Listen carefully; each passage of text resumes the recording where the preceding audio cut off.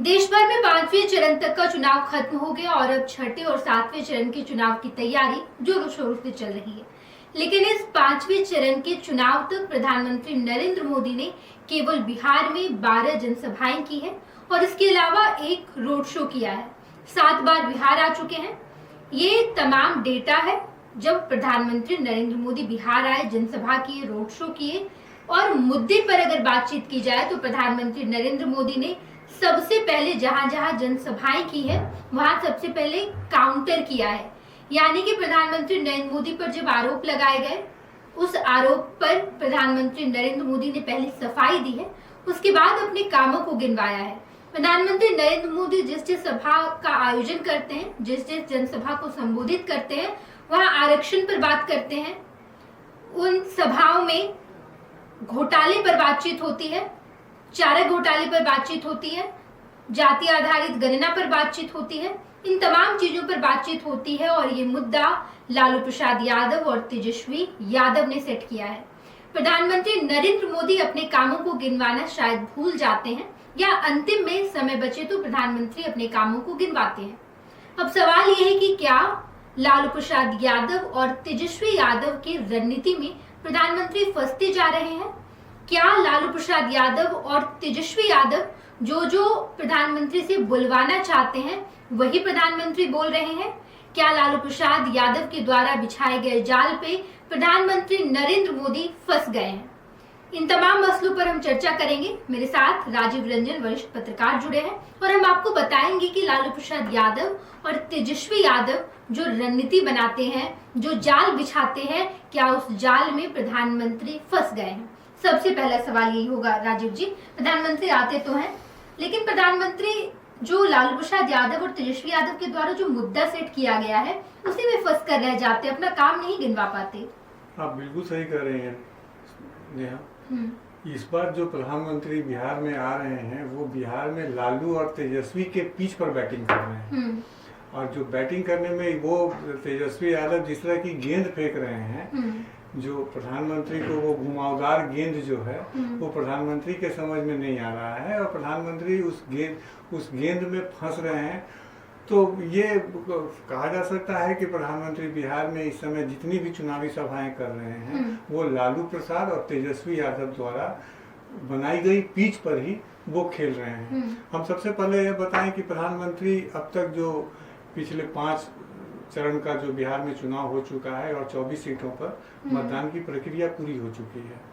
ऐसे में जो प्रधानमंत्री ने बिहार में जो 12 जनसभाएं की हैं, उन 12 जनसभाओं पर अगर आप नजर डालिएगा तो प्रधानमंत्री पिछले 10 साल से देश के प्रधानमंत्री हैं, देश की कमान उनके हाथ में है और उनके पास देश ने जो 10 सालों में जो प्रगति की है तो उनके पास कहने के लिए प्रधानमंत्री के पास बहुत सारी बातें हैं, बहुत सारी उपलब्धियां हैं। लेकिन आश्चर्य तब होता है कि प्रधानमंत्री किसी भी जनसभा में अपनी उपलब्धियों के बारे में चर्चा नहीं करते हैं और आक्रामक हो जाते हैं और वो लालू परिवार पर, लालू पर, परिवारवाद पर और यहाँ से फिर कांग्रेस के राहुल गांधी, प्रियंका गांधी और सोनिया गांधी पर वो आरोप प्रत्यारोप में ही उनकी सारी जनसभाएं खत्म हो जा रही हैं। बिल्कुल राजीव जी, हैरान करने वाली ये बात है कि बिहार के बाहर भी जाते हैं, चाहे वो मध्य प्रदेश हो, बाकी तमाम राज्य हो, वहाँ पे प्रधानमंत्री चारे घोटाले का जिक्र करते हैं, जातिवाद का जिक्र करते हैं, तेजस्वी यादव का जिक्र करते हैं, जबकि इससे कोई लेना देना नहीं है। बिहार भर में वो मुद्दा आपका हो सकता है। बिल्कुल, तो हम आपको ये समझाएं कि ऐसा आखिर ऐसी स्थिति बनी कैसे। तो बनी ये स्थिति ऐसे कि भाजपा ने जब ये अब की बार 400 पार का जब नारा दिया था तो उसके बाद लालू प्रसाद ने उस नारे पर जो बिहार में जो नैरेटिव सेट किया कि भाजपा जो है वो 400 पार इसलिए मांग रही है कि वो संविधान के साथ छेड़छाड़ करना चाहती है, संविधान संशोधन करना चाहती है, इसलिए उसको लोकसभा में इतनी सीटें चाहिए। तो ये चीज जो है वो लालू प्रसाद का वो काफी हिट हो गया और प्रधानमंत्री अब हर अपनी चुनावी सभाओं में कह रहे हैं कि बाबा साहब भीमराव अंबेडकर के संविधान को किसी तरह का खतरा नहीं है और उनको यहाँ तक बोलना पड़ रहा है अमित शाह और प्रधानमंत्री को बिहार में कि अगर बाबा साहब भी आ जाएं धरती पर, तो वो भी इस संविधान के साथ कोई छेड़छाड़ नहीं कर सकते हैं। तो ये सीधा समझ लीजिए कि वो लालू के पीछ पर आ गए। हम अपने दर्शकों को ये बताने के लिए हम 2015 के बिहार विधानसभा चुनाव की चर्चा करना चाहते हैं। 15 में बिहार विधानसभा का जब चुनाव हो रहा था तो आरएसएस प्रमुख मोहन भागवत ने एक सभा में कहा था कि अगर भाजपा की सरकार बनेगी तो हम संविधान में जो आरक्षण का जो दिया गया है, जो ये हम आरक्षण की समीक्षा करेंगे। बस मोहन भागवत का इतना कहना था कि बिहार में पूरा चुनावी जो सिनेरियो था, जो पूरा चुनावी समीकरण था, वो पूरा बदल गया। और लालू प्रसाद तब इस शब्द को पकड़कर अपनी हर चुनावी सभा में वो लोगों को बताते रहे कि वो अगर भाजपा की सरकार बनेगी तो आपको जो मिल रहा जो आरक्षण है उसको खत्म कर दिया जाएगा। और ये आरएसएस का एजेंडा है। असर क्या हुआ, तब जदयू और राजद मिलकर चुनाव लड़ रहे थे बिहार में, और भाजपा अकेले चुनाव लड़ रही थी और भी अपने सहयोगी घटक दलों के साथ। भाजपा मात्र 53 सीट पर आकर सिमट गई थी। तो ये पता नहीं चल रहा है, या पता हम लोग को ये समझ में नहीं आ रहा है कि इस तरह का नैरेटिव 400 पार का नैरेटिव सेट करने के बाद प्रधानमंत्री बैकफुट पर क्यों है बिहार में। बिल्कुल बिल्कुल राजीव जी, एक और भी पर्सपेक्टिव इसका हो सकता है कि प्रधानमंत्री या फिर बीजेपी ने पहले ही ऐलान कर दिया कि हम 400 पार तो जाएंगे, बीजेपी केवल 370 पर रहेगी। और जब बिहार में आप देखते हैं, उत्तर प्रदेश के बाद बिहार के पास सबसे अधिक सीट है, 40 सीट, और इसके अलावा पश्चिमी बंगाल में भी है ममता बनर्जी के 42 सीट है। तो बिहार एक अहम है। अगर आपको देश की सत्ता में काबिज होना है तो उत्तर प्रदेश और बिहार में तो कम से कम आपको आनी ही चाहिए सीटें, अच्छी खासी सीट आनी चाहिए। तो बिहार का सिनेरियो बिल्कुल अलग दिखता है, और यही वजह है कि शायद प्रधानमंत्री बार बार आ रहे हैं बिहार। बिल्कुल आ रहे हैं बिहार। और इसमें एक बात और कहना चाहूंगा मैं कि प्रधानमंत्री भाजपा का ये जो बिहार की जो 40 सीट में जो मुकाबला है, वो भाजपा का मुकाबला अगर हम ये देख रहे हैं कि ये आरजेडी से, कांग्रेस से या लेफ्ट पार्टियों से है, तो ऐसा नहीं है। भाजपा का मुकाबला भाजपा से ही है, क्योंकि ये बिहार की 40 सीटों में भाजपा के पास इस समय 39 सीटें हैं। अगर इसमें एक भी सीट, अगर भाजपा यहाँ हारने की स्थिति में नहीं है, अगर भाजपा को इस बार लोकसभा चुनाव में 370 का आंकड़ा पार करना है या फिर एनडीए को 400 के पार ले जाना है, तो बिहार में एक भी सीट को वो गंवाने की स्थिति में नहीं है। तो ऐसी स्थिति में जाहिर है, और अब जो है 400 पार का नारा बिहार में उल्टा पड़ता जा रहा है, क्योंकि वो उसको संविधान से जोड़ दिया गया, उसको लोगों के आरक्षण से जोड़ दिया गया। और हम सभी जानते हैं कि बिहार में सांप्रदायिक तनाव काफी कम होता है, यहाँ जातीय तनाव ज्यादा होता है। आज ही आप देख लीजिए, छपरा में कल मतदान पूरा हुआ सारण में, और उसके बाद वहाँ चुनावी हिंसा भड़क उठी है, लोगों की मौत हो चुकी है वहाँ। तो ये जातीय समीकरण को साधने के लिए ही लालू प्रसाद ने इस बार जहां जहां कैंडिडेट दिया है, हर फॉरवर्ड कैंडिडेट के पास, भाजपा के हर फॉरवर्ड कैंडिडेट, या कहें कि एनडीए के सभी फॉरवर्ड कैंडिडेट के खिलाफ उन्होंने बैकवर्ड कैंडिडेट को खड़ा किया है। तो ये जो है, ये जो गोलबंदी हुई है, वो जातीय, जो ये सांप्रदायिक गोलबंदी, कम्युनल गोलबंदी के चक्कर में जो भाजपा थी, वो यहाँ उसको उल्टा पड़ता दिख रहा है। और वो जातीय गोलबंदी का जवाब भाजपा के पास इस समय नहीं दिख रहा है। तो ऐसे में हम कह सकते हैं कि भाजपा का जो 400 पार का जो स्लोगन था, वो बिहार में भाजपा के गले की फांस बन चुकी है। बिल्कुल बिल्कुल राजीव जी, हम जिक्र कर रहे थे कि भाजपा सांप्रदायिकतावाद की ओर ले जा रही थी, कि सांप्रदायिक तौर पर गोलबंद करने की कोशिश कर रही थी। और यही वजह है कि शायद प्रधानमंत्री नरेंद्र मोदी जब जब बिहार आए हैं तो हिंदू मुस्लिम वाला कार्ड खेल कर गए हैं, या फिर मुसलमानों को अगर इंडी गठबंधन को वोट देते हैं तो मुसलमान को आरक्षण ज्यादा मिल जाएगा,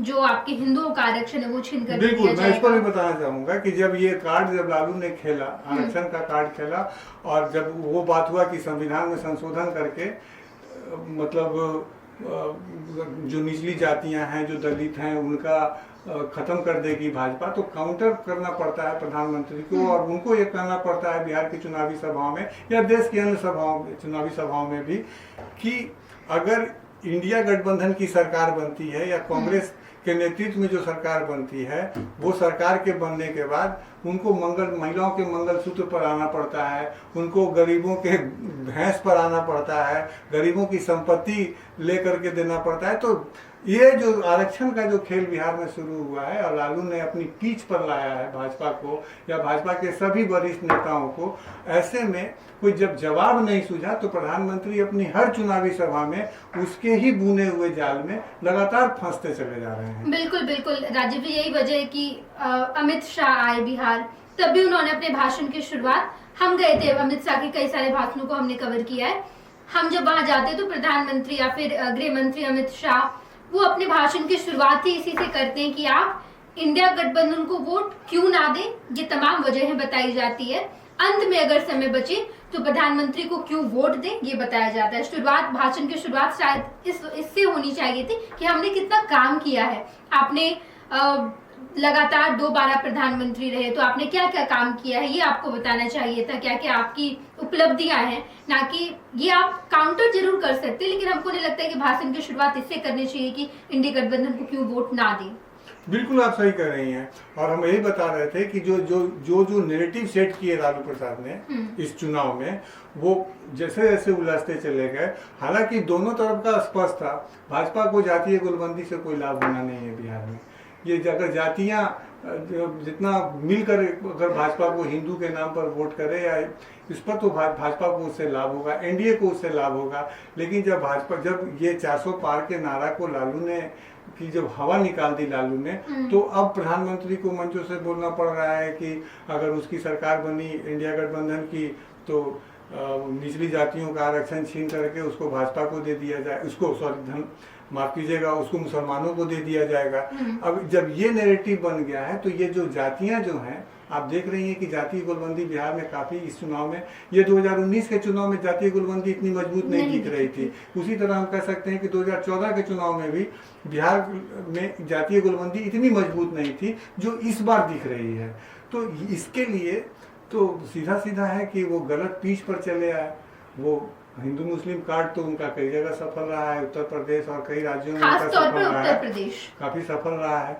तो जो हिंदू मुस्लिम कार्ड खेलने की कोशिश जो बिहार में की गई, और हम यह बताएं कि बिहार कभी कम्युनल फीलिंग वाला राज्य नहीं रहा है शुरू से। हाँ, यहाँ जातीय गोलबंदी होती है, यहाँ ये समाजवाद का पीछ है, और यहाँ कई बड़े समाजवादी नेता बिहार से राष्ट्रीय फलक पर आए हैं, चाहे वो कर्पूरी ठाकुर हो, चाहे जयप्रकाश नारायण हो। क्योंकि ये इस गोलबंदी, जातीय गोलबंदी में को तोड़ने का सामर्थ्य अब एक ही फॉर्मूले से हो सकता है कि बिहार में कम्युनल फीलिंग लोगों के अंदर भरी जाए। लेकिन हमको नहीं लगता है कि अब 5 चरणों का चुनाव बीत चुका है, अब 16 लोकसभा क्षेत्र में चुनाव अभी बाकी रह गए हैं। तो अब आने वाले जो 16 लोकसभा क्षेत्र के जो चुनाव हैं, वो हमको नहीं लगता है कि वो प्रधानमंत्री अगर बार आए, 1000 बार आए, और अगर वो इसको कम्युनल एजेंडे पर ले जाना चाहें इस चुनाव को, तो हमको नहीं दिख रहा है कि अब बिहार वो उसकी जमीन नहीं है बिहार। खैर राजीव जी, देखना दिलचस्प होगा। अब तक 5 चरण का चुनाव हो चुका है और बिहार में 24 सीटों पर चुनाव हो गए, बाकी 16 सीट बचे हुए हैं। देखना दिलचस्प होगा कि प्रधानमंत्री का ये 7वां दौरा, आज उन्होंने पूर्वी चंपारण और सिवान में अपनी जनसभा को संबोधित किया। इसके अलावा जब प्रधानमंत्री बिहार आ रहे हैं तो आगे का उनका क्या रणनीति रहती है उनकी, या फिर आगे वो किस तरीके से बिहार में लोगों को भाजपा की ओर आकृष्ट करेंगे, या फिर तेजस्वी यादव और लालू प्रसाद यादव ने जो पिच तैयार किया है उसी पिच पर प्रधानमंत्री नरेंद्र मोदी या बाकी तमाम नेता बैटिंग करते हैं। हम तमाम खबरों से आपको रूबरू कराएंगे, देखते रहिएगा फर्स्ट बिहार झारखंड। धन्यवाद। पनोरमा ग्रुप, जो सोचता है वो करता है, आपके अपने सपनों का आशियाना। ये लो मुंह मीठा करो, आज मैंने अपना जॉब छोड़ दिया, अब हम पूर्णिया वापस जाएंगे। जॉब छोड़ दिया है? मतलब ये घर कैसे चलेगा, हम करेंगे क्या, और माँ बाबूजी क्या बोलेंगे?